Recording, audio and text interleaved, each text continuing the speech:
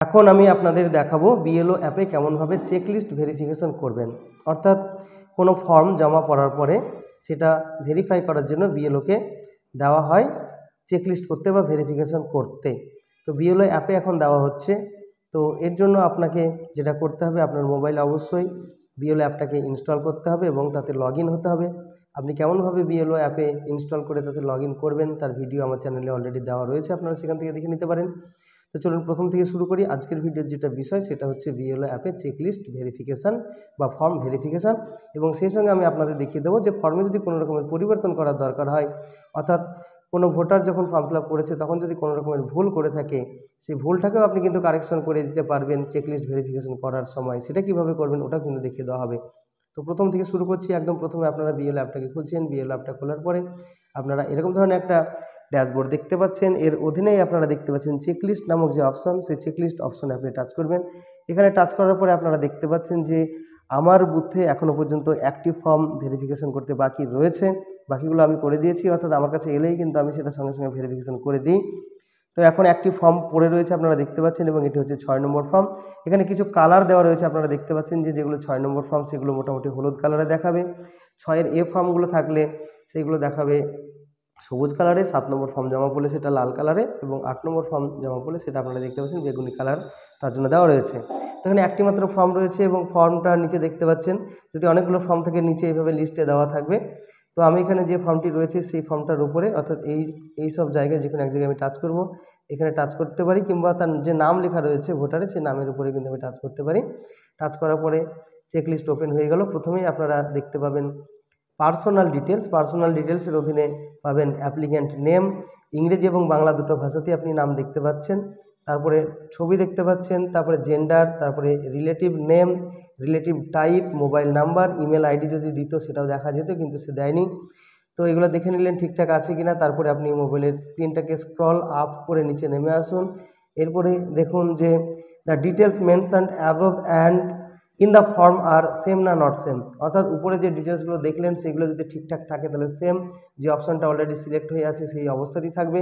যদি not same হয়, ঠিক না থাকে, তাহলে নিচে যে নট সেম বাটন রয়েছে এখানে আপনারা টাচ করবেন। এখানে টাচ করার পরে আপনারা একটা জিনিস লক্ষ্য করবেন যে উপরে কিন্তু একটা পেন টুল ওপেন হয়ে যাবে। আপনারা দেখতে পাচ্ছেন পেন টুল, এই যে উপরে এই পেন টুলে টাচ করে কিন্তু যে জায়গাটা আপনার কারেকশন করা দরকার বা এডিট করা দরকার সেটা কিন্তু আপনি করে দিতে পারবেন। তো যেহেতু এই ভোটারে সব কিছু ঠিকঠাক রয়েছে তাই আমি এখানে সেম অপশনের যাচ্ছি, অর্থাৎ সেম করে দিলাম, অর্থাৎ উপরের সমস্ত ডিটেলস তার ঠিক রয়েছে। এরপরে আমি যেটা করব, এবারে স্ক্রল আপ করে আমি নিচে নেমে আসছি।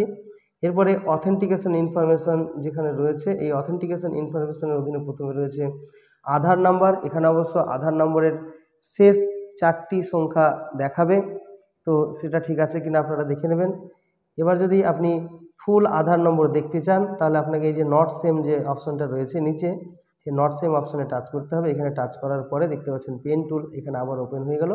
এবার এইখানে যদি আপনি টাচ করেন তাহলে কিন্তু আপনি এর পুরো আধার নাম্বারটা এবার কিন্তু এখানে দেখতে পাবেন। তো এখান থেকে আপনি দেখে নিতে পারেন ঠিকঠাক আছে কিনা। যদি ঠিক থাকে বা ঠিক যদি না থাকে তাহলে এখানে আপনারা নতুনভাবে আধার নাম্বারটা লেখার পরে নিচে দেখতে পাচ্ছেন আপডেট, এই আপডেট অপশন করলেন, অর্থাৎ যদি আপনি পরিবর্তন করেন তাহলে আপডেট করবেন।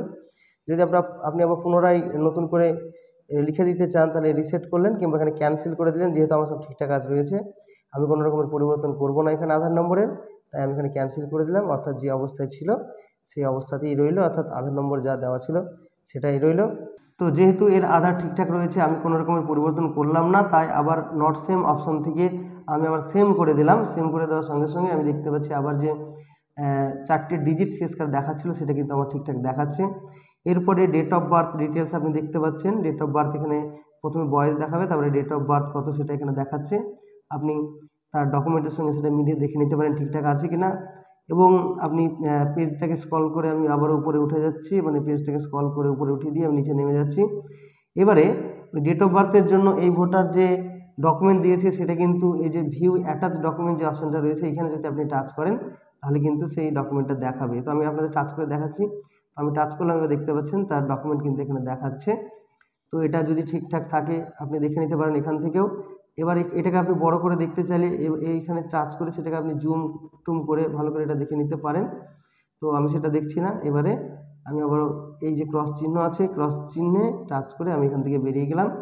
এবারে ডেট অফ বার্থ ঠিক আছে কি না রয়েছে, সেম বা নট সেম, যদি ঠিক থাকে সেম, যেটা অবশ্য আগে থেকে হয়ে থাকবে, আর না ঠিক থাকলে নট সেম করে আবার কিন্তু আপনি এখানে যদি আপনি যখন আপনি নট সেম করবেন তখন এখানে দেখতে পাচ্ছেন আবার কিন্তু এখানে পেন টুল ওপেন হয়ে যাবে, এখানে গিয়ে কিন্তু আপনি আবার ডেট অফ বার্থ কারেকশন করে দিতে পারবেন। তো এর যেহেতু ঠিকই রয়েছে তাই আমি সেম অপশন নেই আবার এগিয়ে যাচ্ছি।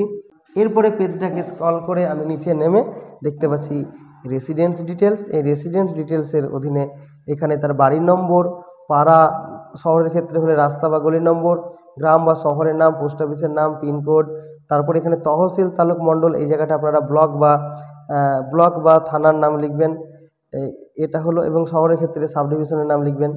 তারপরে ডিস্ট্রিক্ট রয়েছে, তারপরে রয়েছে স্টেট রয়েছে, তারপরে এই যে ঠিকানাটা এখানে লেখা হলো, এই ঠিকানার সমর্থনে কোন ডকুমেন্ট দেওয়া রয়েছে সেটা এখানে দেখতে পাচ্ছেন আধার কার্ড দিয়েছে। এবারে আমি আবারও স্ক্রল করে নিচে নেমে গেলাম। এবারে আমি যদি সেই ডকুমেন্টটা দেখতে চাই তাহলে ভিউ অ্যাটাচ ডকুমেন্ট এখানে টাচ করলে কিন্তু আমি ডকুমেন্টটা দেখতে পাবো, সেই ডকুমেন্টটা আমি সেখান থেকে দেখে নিতে পারি। তারপরে এবারে যদি ঠিকঠাক থাকে তাহলে সেম, না ঠিক থাকলে নট সেম, একই বিষয় চলে আসছে। তারপরে ক্যাটেগরি অফ ডিসএবিলিটি, যদি এর কিছু থাকতো তাহলে এখানে এখানে থাকতো। ফর্ম ফিল আপ করার সময় যেহেতু এর ডিসএবিলিটি কিছু দেখানো হয়নি তাই এখানে কিছু নেই। তো যারা ডিসএবিলিটি দেখাবে বা যারা ডিসএবিলিটি আছে, ডিসেবল পারসন যারা আছেন তাদের এখানে তথ্যগুলো থাকবে। এবার তিনি যদি কোনো ডকুমেন্ট আপলোড করে থাকেন তাহলে ভিউ অ্যাটাচ ডকুমেন্ট, এই যে অপশন, সেখানে কিন্তু তার ডিসএবিলিটি সার্টিফিকেট কিন্তু এখানে দেখা যাবে যদি সে আপলোড করে থাকে ফর্ম ফিল আপ করার সময়। এবারে উপরে যে ডিটেলস আমি এতক্ষণ দেখলাম সেটা ঠিক না ভুল, যদি ঠিক হয় তাহলে সেম, আর যদি ঠিক না হয় তাহলে নট সেম করব। তো যেহেতু ঠিক রয়েছে তাই সেম অপশনটাতেই থাকলো। এরপরে আমি আবারও পেজটাকে স্ক্রল করে নিচে নেমে এলাম। এরপরে আমি দেখতে পাচ্ছি ফ্যামিলি ডিটেলস। ফ্যামিলি ডিটেলসের এখানে ফর্ম ফিল আপ করার সময় তার পরিবারের পিতা বা স্বামীর যার ডিটেলস দিয়ে থাকবে ভোটার, সেটা কিন্তু এখানে দেখাবে। তো এখানে দেখতে পাচ্ছি বাবার নাম দিয়েছে ভোটার, তার নাম প্রথমে দেখতে পাচ্ছি, তার নিচে তার সম্পর্ক, তার নিচে তার এপিক নম্বর দেওয়া রয়েছে, অর্থাৎ ইনি হচ্ছেন সেই ব্যক্তি যার নাম ইতিমধ্যে ভোটার তালিকায় আছে। তো এই ক্ষেত্রে বাবা বা স্বামীর নামটা বেশিরভাগ ক্ষেত্রে হবে, বিশেষ ক্ষেত্রে অন্য নামও কিন্তু এখানে আসতে পারে। এবারে ফ্যামিলি ডিটেলস যদি ঠিক হয় তাহলে সেম, না ঠিক হলে নট সেম, নট সেম করলে আবার আপনাকে কারেকশন করে দিতে হবে।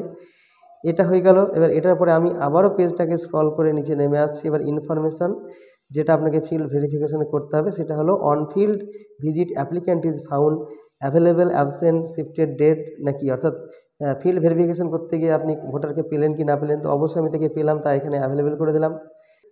এবারে তারপরে রয়েছে যে above details are correct and verified, তো এখানে সেম না নট সেম, এখানে আমি সেম করছি অর্থাৎ উপরে যে তথ্যগুলো দিয়েছে সমস্ত তথ্যগুলো কারেক্ট এবং ভেরিফাইড হয়েছে আমার দ্বারা।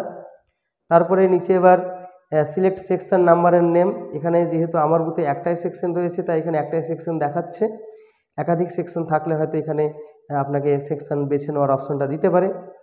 তো এখানে রিমার্ক, এই মন্তব্যের ঘরে আপনি যদি কিছু লিখতে চান লিখবেন, যদি কিছু সেরকম লেখা না থাকে অর্থাৎ এই ভোটারের যদি সব কিছুই ঠিকঠাক থাকে তো আপনি ছোটো করে ওকে লিখে দেবেন। তো যেহেতু এই ভোটারের সব ঠিকঠাক রয়েছে অর্থাৎ এই ফর্মে সব ঠিকঠাক রয়েছে তাই আমি এখানে ওকে লিখলাম। ওকে লেখার পরে এবার আমি সাবমিট করব। নিচে দেখতে পাচ্ছি সাবমিট, এবার আমি সাবমিট বাটনে টাচ করব। সাবমিট বাটনে টাচ করার পরেই কিন্তু এখানে দেখুন স্ট্যাটাস দেখাচ্ছে যে ভেরিফাইড সাকসেসফুল, অর্থাৎ আমার ফর্মটা ভেরিফিকেশন করা হয়ে গেল। তো এটা তো আমি দেখালাম 6 নম্বর ফর্মের ভেরিফিকেশন। ঠিক একইরকমভাবে আপনারা অন্যান্য যে সমস্ত ফর্মগুলো ভেরিফিকেশন করবেন এই একই পদ্ধতিতে আপনাকে করতে হবে। বেশিরভাগ ক্ষেত্রে সেম আর নট সেম এগুলো লিখতে হবে। যদি কোনো কিছু কারেকশন করার দরকার থাকে তাহলে নট সেম অপশনটাকে টাচ করলে উপরে একটা পেন টুল অ্যাক্টিভ হবে, সেখান থেকে কিন্তু আপনি সেটাকে কারেকশন বা এডিট করে দিতে পারবেন। তাহলে এটুকু ছিল এই ভিডিওটির আলোচনা।